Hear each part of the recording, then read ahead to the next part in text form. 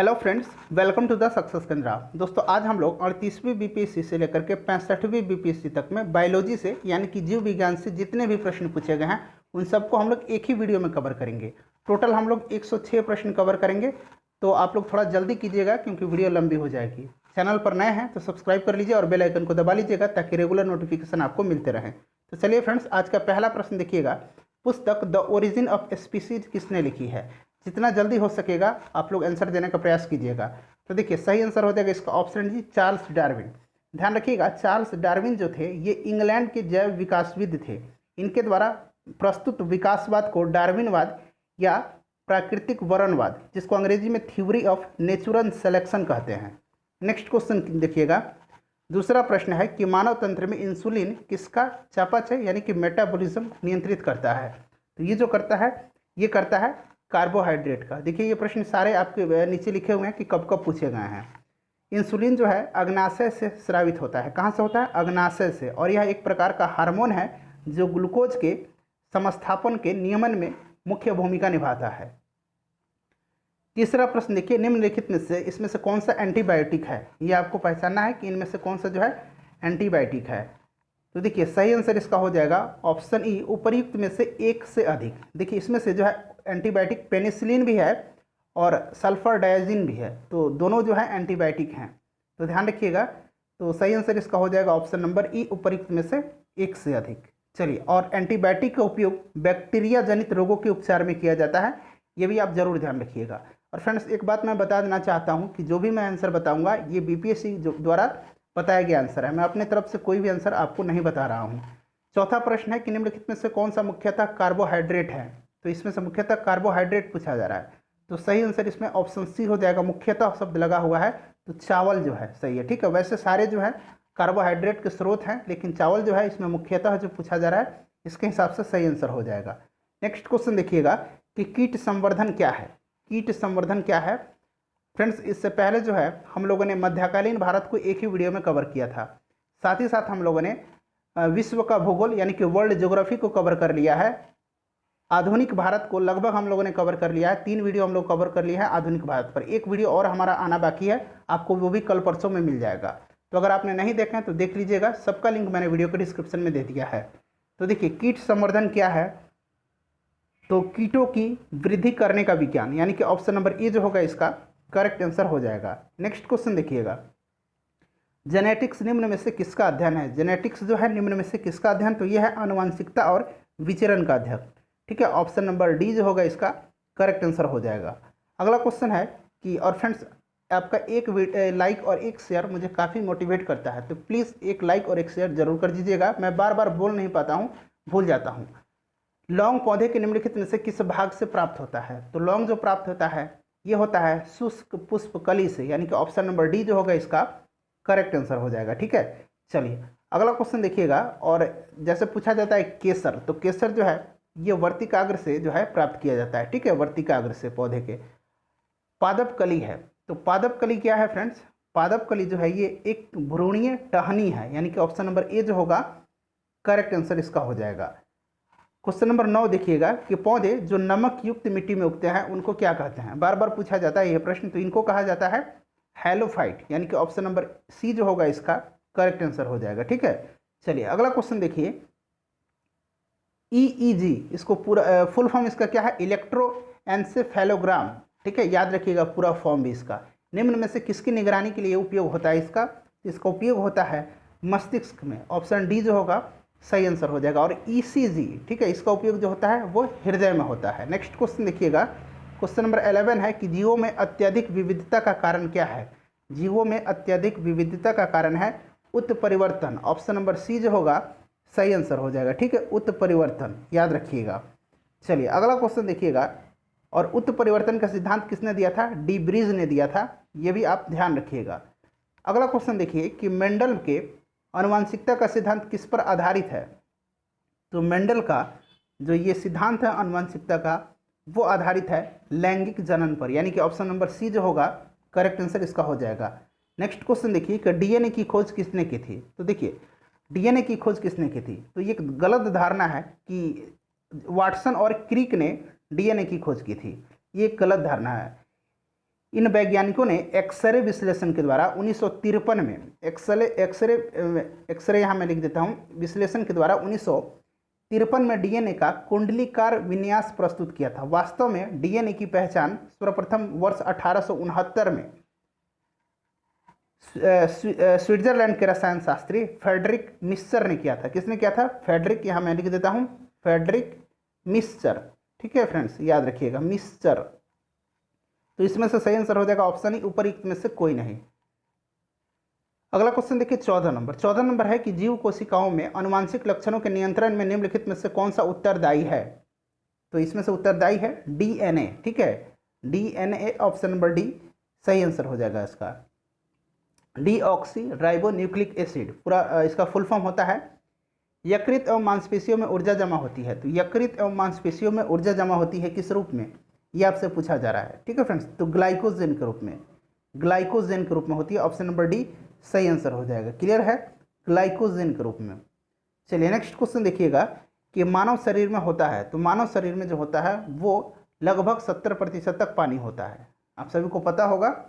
चलिए अगला क्वेश्चन देखिएगा कि निम्नलिखित में से कौन सा विटामिन प्रति स्कंदन विषों के प्रति विष प्रतिकारक के प्रयोग में किया जाता है?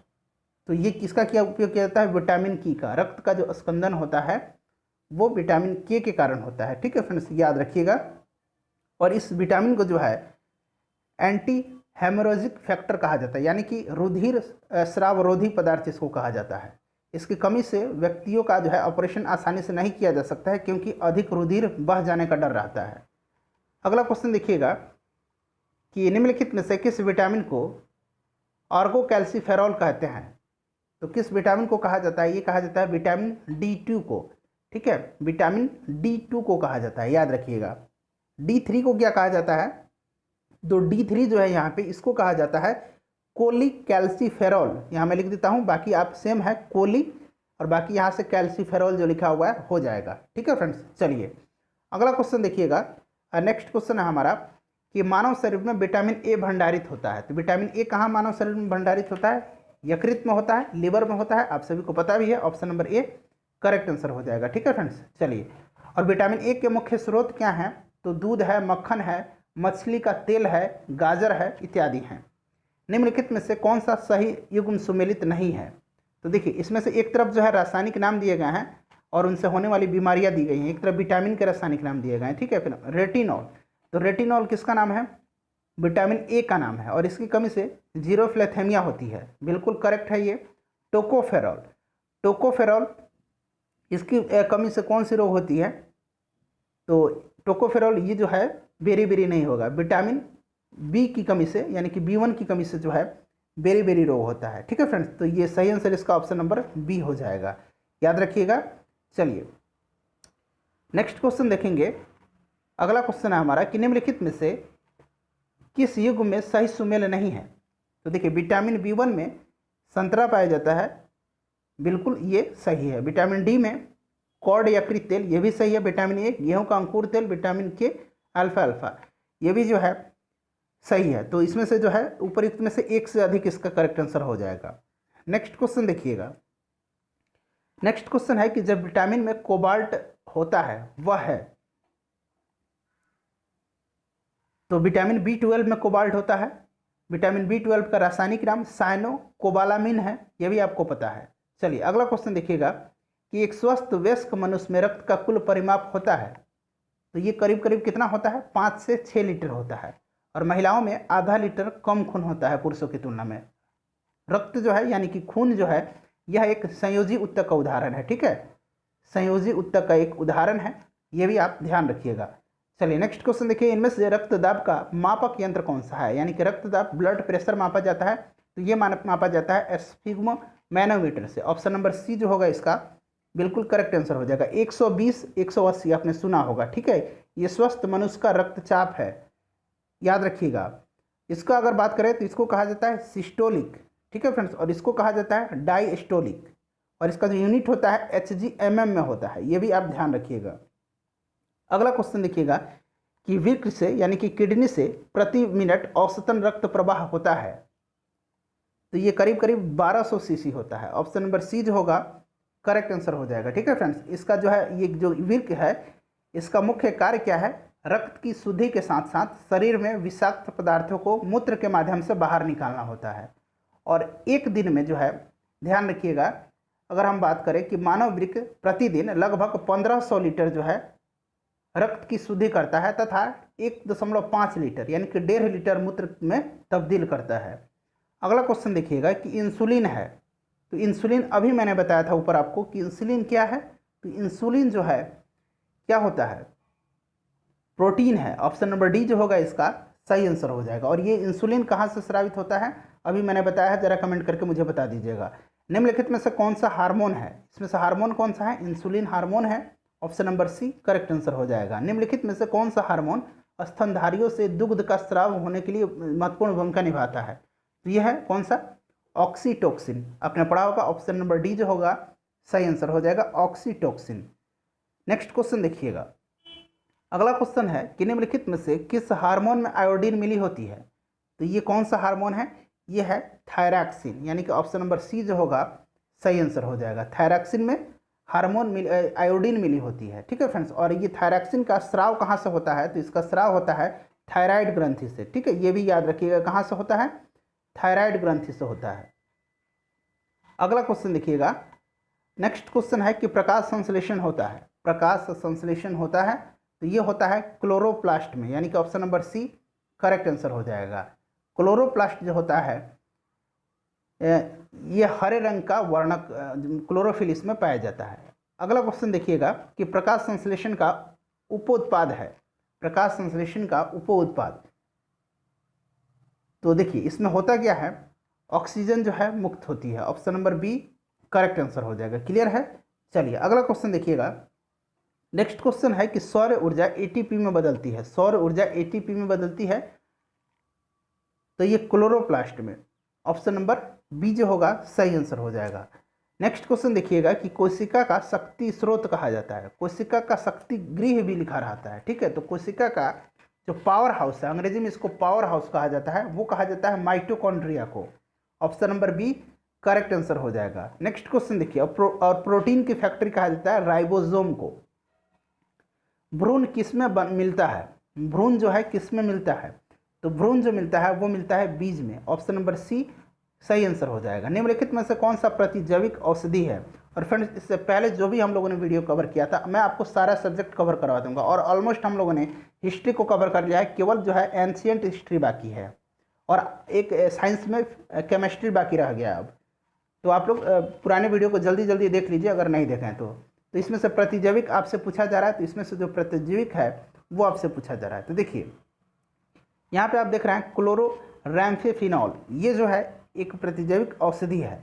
उसके बाद यहाँ पे आप देख रहे हैं सल्फा गुआनिडिन, ये भी जो है प्रतिजैविक है। क्लियर है, तो इसमें से सही आंसर जो हो जाएगा वो एक से अधिक हो जाएगा, यानी कि ऑप्शन नंबर ई हो जाएगा। नेक्स्ट क्वेश्चन देखिए, टाइफाइड तथा कालरा विशिष्ट उदाहरण है, तो टाइफाइड तथा कालरा जो है ये हैं जल से होने वाली बीमारी, तो जल जन्य रोग, यानी कि ऑप्शन सी जो होगा सही आंसर हो जाएगा। ठीक है, और ये किसके कारण होते हैं, जीवाणु के कारण होते हैं, याद रखिएगा। नेक्स्ट क्वेश्चन देखिएगा कि मनुष्य में अल्फा टॉक्सिन खाद्य विषाक्तन द्वारा सामान्यतः कौन सा अंग प्रभावित होता है, तो ये कौन सा अंग प्रभावित होता है, ये होता है लीवर, यानी कि यकृत होता है। ऑप्शन नंबर डी सही आंसर हो जाएगा, याद रखिएगा। ठीक है, चलिए अल्फा टॉक्सिन जो है एक जहरीला पदार्थ है। ठीक है, नेक्स्ट क्वेश्चन देखिएगा कि मनुष्य में शरीर के किस अंग में लिम्फोसाइट का निर्माण होता है, तो लिम्फ का निर्माण कहाँ होता है, तो मनुष्य के शरीर में जो तिल्ली है, स्प्लीन है, थाइमस ग्रंथि, अस्थि मज्जा आदि में जो है लिम्फोसाइट का निर्माण होता है। तो लिम्फोसाइट एक प्रकार का श्वेत रक्त कणिका होती है जो गश्ती सेना की भांति, यानी कि जो बॉडी का जो आप रक्षक कहिए उसके भांति समस्त शरीर में घूमती रहती है और सुरक्षा तंत्र के सारे भागों के बीच सामंजस्य स्थापित करती है। तो सही आंसर एक से अधिक हो जाएगा, तिल्ली में भी, अस्थि मज्जा में भी। अगला क्वेश्चन देखिए कि ओंकोजीन संबंधित है, तो ओंकोजीन जो संबंधित है एक असामान्य जीन है जो कि कैंसर के लिए उत्तरदायी होता है। तो ऑप्शन नंबर सी जो होगा इसका करेक्ट आंसर हो जाएगा। रक्त कैंसर, यानी कि इसको ल्यूकेमिया कहा जाता है, याद रखिएगा। इसकी रोकथाम के लिए प्रयोग में किए जाने वाला रेडियो समस्थानिक कौन सा है, तो ल्यूकेमिया यानी कि ब्लड कैंसर में जो समस्थानिक इसमें से यूज किया जाता है वो आपसे पूछा जा रहा है। तो इसमें जो है फास्फोरस का भी यूज किया जाता है और कोबाल्ट का भी यूज किया जाता है। तो फास्फोरस 32 और कोबाल्ट 16 दोनों का यूज किया जाता है। तो सही आंसर हो जाएगा ऑप्शन नंबर ई, उपरोक्त में से एक से अधिक। नेक्स्ट क्वेश्चन है कि तीव्रता एवं प्रयुक्तता के आधार पर निम्नलिखित में से कौन सा कर्क रोग उत्पन्न कर सकता है तथा उनके उपचार भी करता है। तो ये कौन सा करता है, आयनीय विकिरण करता है। ठीक है, आयनीय विकिरण, ऑप्शन नंबर सी जो होगा सही आंसर इसका हो जाएगा, ध्यान रखिएगा। चलिए अगला क्वेश्चन देखिए कि सहज प्रणाली का परिवर्धन निम्नलिखित में से कौन सा है। सहज प्रणाली का परिवर्धन निम्नलिखित में से कौन सा है, तो यह है प्रणाली का स्वपोषी क्रिया, यानी कि ऑप्शन नंबर सी इसका सही आंसर हो जाएगा। शरीर का तापक्रम नियंत्रित करता है, तो शरीर का तापक्रम जो है ये हाइपोथैलेमस नियंत्रित करता है। ऑप्शन नंबर बी जो होगा इसका सही आंसर हो जाएगा। मानव शरीर का तापक्रम कितना होता है, 98.6 डिग्री फ़ारेनहाइट होता है। ये भी आप जरूर ध्यान रखिएगा, फ़ारेनहाइट पैमाना पर। अगला क्वेश्चन देखिएगा कि शरीर का ताप नियंत्रित करता है, तो अभी हमने देखा है हाइपोथैलेमस। ठीक है, हाइपोथैलेमस जो है मस्तिष्क का एक भाग है जो कि ताप नियंत्रित करता है।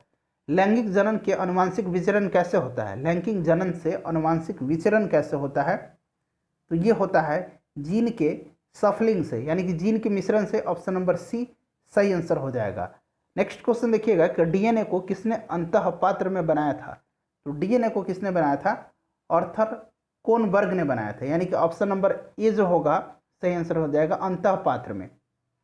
कौन सा दिन डायबिटीज दिवस के रूप में मनाया जाता है, तो डायबिटीज डे ये मनाया जाता है किस दिन, 14 नवंबर के दिन, यानी कि दिवाली में आप मिठाई खा लेते हैं और उसके बाद आपको डायबिटीज हो जाती है। तो ऐसे आप याद रखिएगा, ऑलमोस्ट नवंबर में इसको मनाया जाता है, 14 नवंबर के दिन।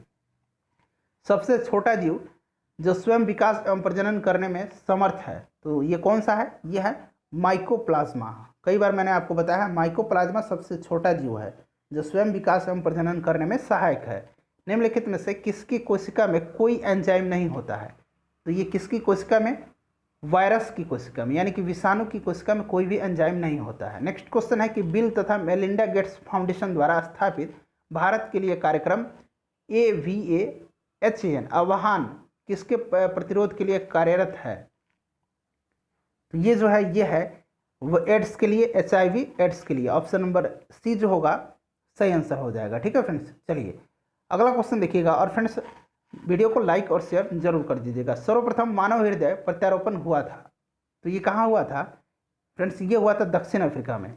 दक्षिण अफ्रीका के डॉक्टर क्रिश्चियन बर्नार्ड दक्षिण अफ्रीका के ही थे, एक प्रसिद्ध सर्जन थे ये दक्षिण अफ्रीका की, और उन्होंने ही सबसे पहले हृदय का प्रत्यारोपण किया था। जीवाणु की खोज किसने की थी, तो जीवाणु की खोज किया था लीवेनहुक ने, यानी कि option number D correct answer हो जाएगा। और ये लीवेनहुक जो है इन्होंने 1676 ईस्वी में ही अपने ही बनाए गए एकल लेंस सूक्ष्मदर्शी यंत्र से जीवाणु की पहचान की थी। कणीय तत्व क्या है, कणीय तत्व जो है वो क्या है, तो ये वायु प्रदूषक है। देखते हैं जो पार्टिकल्स होते हैं वायु में, पार्टिकुलेट मैटर इसको कहा जाता है। ठीक है, कणीय तत्व को। अगला क्वेश्चन देखिएगा कि संवहनी यानी कि वेस्कुलर पौधे में पानी ऊपर जाता है, तो पानी ऊपर जाता है किसके द्वारा, जाइलम टिश्यू के द्वारा, यानी कि ऑप्शन नंबर डी हो जाएगा सही आंसर। और फूड जो है यानी भोज्य पदार्थ जो है वो जाता है किसके द्वारा, फ्लोएम के द्वारा। तो आप ऐसे याद रखिएगा, फ से फ्लोएम और फ से फूड और ज से जाइलम और ज से जल। ठीक है, चलिए नेक्स्ट क्वेश्चन देखिएगा कि सेल्सियस स्केल पर मानव शरीर का सामान्य तापक्रम होता है, सेल्सियस स्केल पर पूछा जा रहा है, क्लियर है। तो सेल्सियस स्केल पर कितना होता है मानव शरीर का, तो ये लगभग होता है कितना, 36.9 डिग्री सेल्सियस होता है। अगला क्वेश्चन देखिए, और फ़ारेनहाइट पर कितना होता है, 98.6 डिग्री फ़ारेनहाइट होता है। लगभग में मैं बता रहा हूँ, थोड़ा कहीं कहीं आपको 98.4 भी मिलेगा। नेक्स्ट क्वेश्चन देखिए, सर्वदाता वर्ग यानी कि यूनिवर्सल डोनर जो देता है, ये कौन सा ब्लड ग्रुप है, तो ये वो जो है सबको देता है। ठीक है, वो ब्लड ग्रुप जो है वो सबको दे सकता है, ये भी जो है ये सबका खून ले सकता है, इसको यूनिवर्सल रेसिपिटर कहा जाता है। नेक्स्ट क्वेश्चन देखिए, और ब्लड ग्रुप की खोज किसने किया था, जरा कमेंट करके बताइए मुझे। हड्डियों की पढ़ाई विज्ञान की किस शाखा के अंतर्गत आती है, तो हड्डियों की जो पढ़ाई है विज्ञान की आती है ऑस्टियोलॉजी के शाखा के अंतर्गत। ऑप्शन डी जो होगा इसका करेक्ट आंसर हो जाएगा। अगला क्वेश्चन देखिए कि कशेरुकरज्जु में कितनी जोड़ी तंत्रिकाएं निकलती हैं। तो कशेरुकरज्जु में जो है ये निकलती है 31 जोड़ी। जोड़ी में पूछा गया है, याद रखिएगा। मनुष्य के जीवन काल में कितने दांत 2 बार विकसित होते हैं? तो ये होते हैं 20 दांत जो हैं 2 बार विकसित होते हैं। क्लियर है? चलिए, और 12 दांत केवल 1 बार पैदा होते हैं। टोटल 32 दांत होते हैं। मनुष्य की खोपड़ी में कितनी अस्थियां होती है? तो मनुष्य की खोपड़ी में जो है टोटल 28 अस्थियां होती है। ऑप्शन नंबर ए सही आंसर हो जाएगा। ठीक है, कपाल जो है आपका उसमें 8 अस्थि होती है। मुख जो है उसमें 14 अस्थि होती है। उसके बाद अगर बात करें तो कंठिका में कंठ जो है 1 अस्थि होती है और कान में जो है 6 हड्डी होती है। तो जोड़ लीजिए आप टोटल। नेक्स्ट क्वेश्चन देखिए कि मनुष्य के शरीर में पैर की हड्डी है। इसमें से पैर की हड्डी जो आपसे पूछी जा रही है वो खोखली होती है। ऑप्शन नंबर ए सही आंसर हो जाएगा। नेक्स्ट क्वेश्चन देखिएगा कि 20 वर्ष की आयु में मानव शरीर में हड्डियों की संख्या कितनी होती है? तो लगभग होती है कितनी? हड्डी की संख्या 206 होती है। तो इसमें से कोई नहीं हो जाएगा ऊपर में से करेक्ट आंसर। निम्नलिखित में से कौन सा मनुष्य में अवशोषी अंग नहीं है? तो देखिए अवशोषी अंग इनमें से कौन सा नहीं है? तो इसका सही आंसर क्या हो जाएगा? सही आंसर हो जाएगा ऑप्शन नंबर सी, सामने वाले चपटे दांत। ऑप्शन नंबर सी जो होगा इसका करेक्ट आंसर हो जाएगा। अगला क्वेश्चन देखिएगा कि जैविक सिस्टम में रासायनिक क्रिया की प्रक्रिया को तेज करने के लिए उत्तरदायी होता है। तो आपने सुना होगा एंजाइम का नाम। ये जो है प्रतिक्रिया को तेज कर देता है या धीमा कर देता है। नेक्स्ट क्वेश्चन देखिएगा कि विटामिन जो खट्टे फलों में पाया जाता है तथा चमड़ा को स्वस्थ रखने में जरूरी होता है। तो विटामिन सी है। क्लियर है? खट्टा भी कहा जा रहा है। तो ये नींबू है, आंवला है, ये सारे विटामिन सी के प्रमुख स्रोत हैं। क्लियर है फ्रेंड्स? चलिए अगला क्वेश्चन देखिएगा कि विटामिन सी का रासायनिक नाम तो एस्कॉर्बिक एसिड होता है।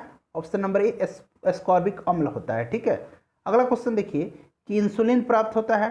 तो इंसुलिन जो प्राप्त होता है वो किससे प्राप्त होता है? वो प्राप्त होता है डहेलिया की जड़ों से, यानी कि इंसुलिन नहीं, इलुनिन। ठीक है, माफ कीजिएगा, इलुनिन है ये। इलुनिन डहेलिया की जड़ों से। नेक्स्ट क्वेश्चन देखिए कि 80% से अधिक सेल में पाया जाने वाला पदार्थ क्या है? तो 80% से अधिक सेल में जो है वो पाया जाता है वाटर, जल पाया जाता है। ठीक है, याद रखिएगा। अगला क्वेश्चन देखिए कि वर्तमान प्रमाण के अनुसार पृथ्वी पर जीव का उद्गम 2 लाख वर्ष पूर्व हुआ। इस युग में प्रोटोजोआ, शैवाल एवं जीवाणु थे। तो देखिए इसमें से कोई भी आंसर जो है सही नहीं है। क्लियर है? अगर हम बात करें कि बैक्टीरिया नील हरित शैवाल का उद्भव 2.3 अरब वर्ष पहले हुआ था। 2.3 अरब वर्ष पहले हुआ था। चलिए अगला क्वेश्चन देखिएगा कि निषेचन की प्रक्रिया कहाँ पर होती है? तो देखिए निषेचन की प्रक्रिया जो है ये अंडवाहिनी में होती है। ऑप्शन नंबर बी इसका करेक्ट नंबर आंसर हो जाएगा। अगला क्वेश्चन देखिए कि आधुनिक मनुष्य का पूर्वज है। तो आधुनिक मनुष्य जो है इनके पूर्वज जो है वो है क्रोमो मैग्नान मनुष्य, यानी कि ऑप्शन नंबर बी जो होगा सही आंसर हो जाएगा। विकास का मुख्य कारक क्या है? तो विकास का मुख्य कारक जो है वो प्राकृतिक वरण है। याद रखिएगा, ऑप्शन नंबर डी इसका सही आंसर हो जाएगा। नेक्स्ट क्वेश्चन देखिए, शैवाल और कवक के मिलने से लाइकेन बनता है। ठीक है, जिसे कहते हैं, तो इनको क्या कहा जाता है? इनको कहा जाता है, ऑप्शन नंबर बी हो जाएगा म्यूटियोलिज्म। ठीक है, चलिए अगला क्वेश्चन देखिएगा कि प्रतिवर्ती क्रियाओं का नियंत्रण केंद्र है। प्रतिवर्ती क्रियाओं का जो है नियंत्रण केंद्र जो है ये कशेरुकरज्जु है, यानी कि स्पाइनल कॉर्ड है। ऑप्शन नंबर सी हो जाएगा करेक्ट आंसर। नेक्स्ट क्वेश्चन देखिएगा कि विकास का कारण क्या है? तो विकास का कारण जो है वो है पीढ़ी से पीढ़ी अनुकूलन, यानी कि ऑप्शन नंबर सी सही आंसर हो जाएगा। कच्चे फलों को कृत्रिम रूप से पकाने के लिए प्रयोग में लाई जाने वाली गैस कौन सी है? कृत्रिम रूप से आपसे पूछा जा रहा है। ठीक है, तो देखिए फलों के पकाने में एसिटिलीन का भी उपयोग होता है और एथिलीन का भी उपयोग होता है। इन दोनों का इस्तेमाल होता है। यद्यपि वर्तमान में एसिटिलीन के द्वारा फल पकाने पर प्रतिबंध लगा दिया गया है। तो अगर सही आंसर इसका अगर हमें मारना है तो हम ऑप्शन नंबर डी लेंगे, एथिलीन। ठीक है, लेकिन ये जो है प्राकृतिक रूप से पकाया जाता है। ये फलों में ये जो पाया जाता है ये हार्मोन जो है फलों का, पादप हार्मोन, ये फलों के पकाने में उत्तरदायी होता है। तो वैसे आप ये भी आंसर लगाइएगा, मेरे हिसाब से ज़्यादा प्रेफरेंस आप ऑप्शन नंबर डी को ही दीजिएगा। ठीक है, चलिए अगला क्वेश्चन देखिए, लेकिन यहाँ कृत्रिम लिख देता है तो आप छोड़ भी सकते हैं, जैसे कि आयोग ने इसका आंसर छोड़ दिया है, दोनों मार दिया है। नेक्स्ट क्वेश्चन है कि माँ पौधे की भांति पौधा मिलता है। तो माँ पौधे की भांति जो पौधा मिलता है वो इन दोनों से मिलता है। ठीक है, ऑप्शन नंबर सी जो होगा सही आंसर हो जाएगा। अगला क्वेश्चन है कि जल से बाहर निकाले जाने पर मछलियां मर जाती हैं, क्योंकि? तो इसका एक ही कारण है कि वो सांस नहीं ले पाती हैं। Option number C correct answer हो जाएगा। नेक्स्ट क्वेश्चन है कि जहां जीव रहता है वह सटीक जगह को कहते हैं। तो जहां जीव रहते हैं उसको कहा जाता है आवास। ऑप्शन नंबर ए हो जाएगा, ठीक है। उसको आवास कहा जाता है, हैबिटेट कहा जाता है। नेक्स्ट क्वेश्चन है मधुमक्खी कॉलोनी के सदस्य एक दूसरे को किस प्रकार पहचानते हैं? ये पहचानते हैं गंध के द्वारा। ऑप्शन नंबर ए जो होगा सही आंसर हो जाएगा। क्लियर है फ्रेंड्स। अगला क्वेश्चन देखिए कि मायोग्लोबिन में कौन सी धातु पाई जाती है? तो मायोग्लोबिन में जो है वो पाई जाती है लोहा। Option number D correct answer हो जाएगा, ठीक है। मायोग्लोबिन लोहा और ऑक्सीजन युक्त एक प्रोटीन है। क्या है? प्रोटीन है, ध्यान रखिएगा। अगला क्वेश्चन देखिएगा। नेक्स्ट क्वेश्चन है कि मनुष्य के शरीर में खून शुद्धिकरण की प्रक्रिया को तो डायलिसिस कहा जाता है। आपको पता भी होगा। Option number A correct answer हो जाएगा। निम्नलिखित में से किसकी कमी से मधुमेह होता है? तो मधुमेह जो होता है ये इंसुलिन की कमी से होता है। इंसुलिन कहाँ से स्रावित होता है? तो ये पैनक्रियाज से, अग्नाशय से। अगला क्वेश्चन देखिएगा कि एड्स निम्न कारणों में से किसके द्वारा होता है? तो एड्स जो है वायरस के द्वारा होता है, और इस वायरस का नाम क्या है? HIV virus. क्लियर है फ्रेंड्स, याद रखिएगा। पूरा फॉर्म इसका क्या होता है? ह्यूमन इम्यूनो डिफिशियंसी वायरस, ठीक है। Human immuno deficiency virus. अगला क्वेश्चन है कि एड्स किसके कारण से होता है? तो ये होता है विषाणु के कारण से। अगला क्वेश्चन देखिए, ये भी है कि होने वाला रोग है HIV द्वारा होने वाला रोग कौन सा है? एड्स है। स्त्रियों की तुलना में पुरुष अधिक वर्णांधता से पीड़ित हो सकते हैं, क्योंकि? तो क्योंकि उनमें केवल X क्रोमोसोम होता है, यानी कि ऑप्शन नंबर सी इसका करेक्ट आंसर हो जाएगा, ठीक है। और ये जेनेटिक बीमारी है वर्णांधता, याद रखिएगा। अगला क्वेश्चन है कि एस्पिरिन कहाँ से मिलती है? एस्पिरिन जो है ये मिलती है एक पेड़ से, यानी कि option number C correct answer हो जाएगा, ठीक है फ्रेंड्स। और इस पेड़ का नाम है विलो, याद रखिएगा। आप हिंदी में इसको ऐसे लिखेंगे, विलो। नेक्स्ट क्वेश्चन देखिएगा कि गेहूं की खेती के लिए कौन से उर्वरक का उपयोग होता है? तो गेहूं के लिए नाइट्रोजन उर्वरक। ऑप्शन नंबर ए जो होगा करेक्ट आंसर इसका हो जाएगा। नेक्स्ट क्वेश्चन है कि क्लोरोफिल में कौन सा धातु आयन पाया जाता है? तो क्लोरोफिल में पाया जाता है मैग्नीशियम, ठीक है। नेक्स्ट क्वेश्चन देखिएगा कि पौधे एवं पेड़ों का खाना तैयार करने की प्रक्रिया कहलाती है? तो ये प्रकाश संश्लेषण कहलाती है, यानी कि फोटोसिंथेसिस अंग्रेजी में। नेक्स्ट देखिए कि जीवन चक्र की दृष्टि से पौधों का सबसे महत्वपूर्ण अंग कौन सा है? तो सबसे महत्वपूर्ण अंग पुष्प होता है। सबसे महत्वपूर्ण अंग क्या होता है? पुष्प होता है। नेक्स्ट क्वेश्चन है सबसे लंबा जीवित वृक्ष कौन सा है? तो ये है sequoia. Option number B correct answer हो जाएगा। इसकी ऊंचाई लगभग 115 मीटर होती है। एस्पिरिन क्या है? तो एस्पिरिन जो है अभी हम लोगों ने चर्चा किया था कि एंटीपायरेटिक है। ऑप्शन नंबर बी जो है सही आंसर हो जाएगा। किस वनस्पति खाद में अधिकतम प्रोटीन होता है? तो प्रोटीन सबसे ज़्यादा सोयाबीन में होता है। तना काट आमतौर पर किसके प्रवर्धन के लिए उपयोग होता है? तो तना काट आपने देखा होगा, ये होता है गन्ना के। ऑप्शन नंबर बी सही आंसर हो जाएगा। संसार का सबसे बड़ा पुष्प कौन सा है? तो यह है rafflesia. Option number B correct answer हो जाएगा। हरगोविंद खुराना को किस आविष्कार के लिए सम्मानित किया गया था? तो इन्होंने इसको किया गया था किस लिए? प्रोटीन के संश्लेषण के लिए, ठीक है। ऑप्शन नंबर माफ कीजिएगा, जीन के संश्लेषण के लिए। Option number B correct answer हो जाएगा। 1968 में जो है इन्हें चिकित्सा के क्षेत्र में नोबेल पुरस्कार दिया गया था, 1968 में। अगला क्वेश्चन है कि डॉक्टरों द्वारा एनेस्थीसिया के रूप में प्रयोग होने वाली हास्य गैस कौन सी है? तो यह है nitrous oxide. Option number C जो होगा इसका करेक्ट आंसर हो जाएगा, नाइट्रस ऑक्साइड, याद रखिएगा। चलिए अगला क्वेश्चन देखिए कि आर्कियोपेटेरिक्स है। तो आर्कियोपेटेरिक्स जो है ये क्या है? जुरासिक युग का एक सर्व पुरातन पक्षी है। डॉल्फिन वर्गीकृत किए जाते हैं। तो डॉल्फिन जो आते हैं ये स्तनधारी के अंतर्गत आते हैं। ऑप्शन नंबर सी जो होगा करेक्ट आंसर हो जाएगा। अगला क्वेश्चन ऑप्शन नंबर डी, ठीक है friends, option number D. Next है कि प्रतिवर्ष 5 लाख भारतीय एक रोग से मरते हैं, इसकी पहचान करें। तो ये रोग है क्षय रोग, यानी कि टीबी की बीमारी जो है वो है ट्यूबरकुलोसिस। अगला क्वेश्चन देखिए कि शर्कराओं में सबसे मीठी होती है। तो सबसे मीठी जो होती है वो होती है फ्रुक्टोज। ऐसे याद रखिएगा, फ्रूट कैसा लगता है आपको? मीठा लगता है, तो फ्रुक्टोज याद रखिएगा। मटर पौधा है। तो मटर पौधा इनमें से कौन सा है? तो साग का उदाहरण है, ठीक है, साग है ये। मटर का साग आप लोग खाते हैं, तो ऐसे रिलेट करके रखिएगा। थायराइड ग्रंथि थायरॉक्सिन स्रावित करने के लिए उत्तेजित करने वाला अंतःस्रावी हार्मोन कौन सा है? तो ये हार्मोन जो है वो है TSH। ऑप्शन नंबर ए सही आंसर हो जाएगा। इसका पूरा नाम जो है ना थायराइड स्टिमुलेटिंग हार्मोन, ठीक है, याद रखिएगा। जब हम बकरी या भेड़ का मांस खाते हैं तब हम कौन से उपभोक्ता हैं? इसका आंसर जरा आप मुझे कमेंट करके बताइए। और फ्रेंड्स, टोटल हम लोगों ने जितने भी प्रश्न पूछे गए थे अब तक बीपीएससी में जीव विज्ञान से, उनको कवर कर लिया है। वीडियो को शेयर जरूर कर दीजिएगा और लाइक फ्रेंड्स जरूर कर दीजिएगा। मिलते हैं नेक्स्ट वीडियो में। Thanks for watching.